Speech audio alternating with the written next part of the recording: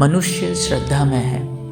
जहाँ श्रद्धा वहाँ ज्ञान, जहाँ ज्ञान वहाँ मुक्ति, मोक्ष, कैवल्य पद की प्राप्ति। साधक का जब मन धारणा ध्यान में नहीं लगता है और जब उस परम पद आनंद की प्राप्ति नहीं होती है, तब भी उसे अपने भीतर के अकेलेपन को, खालीपन को, जकड़न को दूर करने की आवश्यकता तो बनी ही रहती है।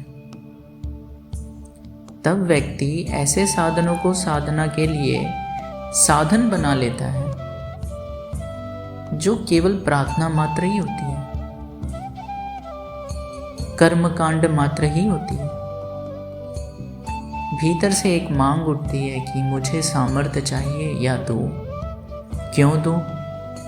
क्योंकि हम पूजा कर रहे हैं, हम तुम्हें सम्मान दे रहे हैं, बदले में आप हमें आर्थिक, राजनीतिक, सामाजिक या आत्मिक सामर्थ्य दो।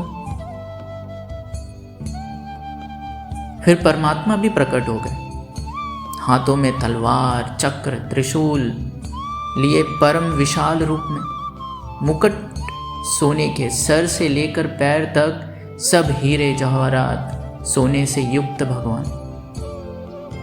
भगत और भक्तिन की तो आंखें चमक पड़ी, इतना सोना। दोनों सोचे चलो अपार सामर्थ्यवान हमारे पिता हैं, माता हैं, इनसे समृद्धि मांग लेते हैं। भगवान ने दे भी दिया अपार समृद्धि, अपार सामर्थ्य। दिन बीतते गए, एक अंत काल उनका तो भी आना ही था। दिन बीतते गए, अंत काल आ गया, वृद्ध हो चुके अब। फिर भगवान की आराधना की और उन्हें बुला लिया। भगवान ने कहा मांगो जो मांगना है। इन्होंने मांगा वो आनंद जो ध्यान में मिलता है, जिसके लिए बड़े से बड़े समृद्ध भी अपनी समृद्धि को छोड़ देते हैं। भगवान ने कहा देर हो चुकी, अब तो समय बीत गए, अब तो रीढ़ की हड्डी भी सीधी नहीं होगी। जब सामर्थ्य था तो ऊर्जा जिसे ऊपर उठाकर मुझ में समाये रखना था, ऐसे में ऊर्जा को बहाते रहे। समय और सहायता तो मैंने तुम्हें बार बार दिया, पर तुम पता नहीं कहाँ कहाँ जाते रहे।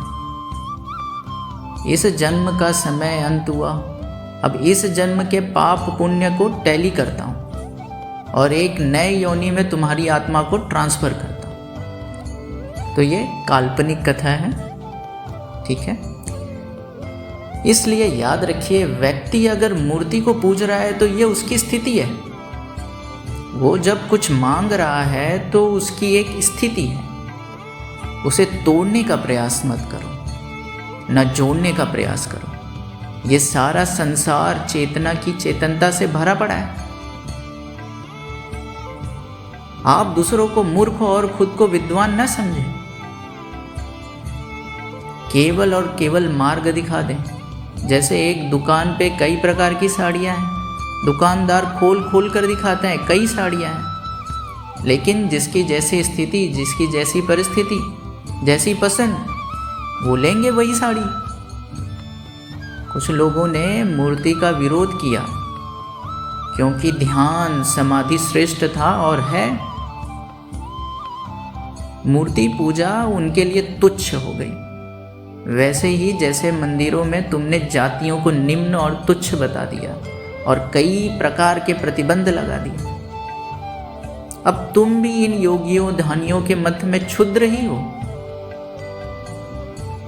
इन ध्यानियों ने तो तुम्हारे क्षुद्र को समझाने की परिभाषा भी बदल दी। इनके लिए तो वो क्षुद्र है जो ईश्वर के मार्ग का चिंतन, मनन और प्रारंभ ही किया है, और जो खुद को जानने का प्रयास मात्र भी नहीं कर रहा है कि वह कौन है, ऐसे को तो वे शूद्र की कोटि में भी नहीं रखते।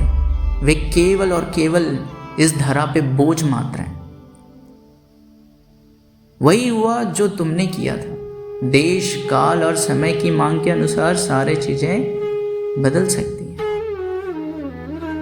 धन्यवाद।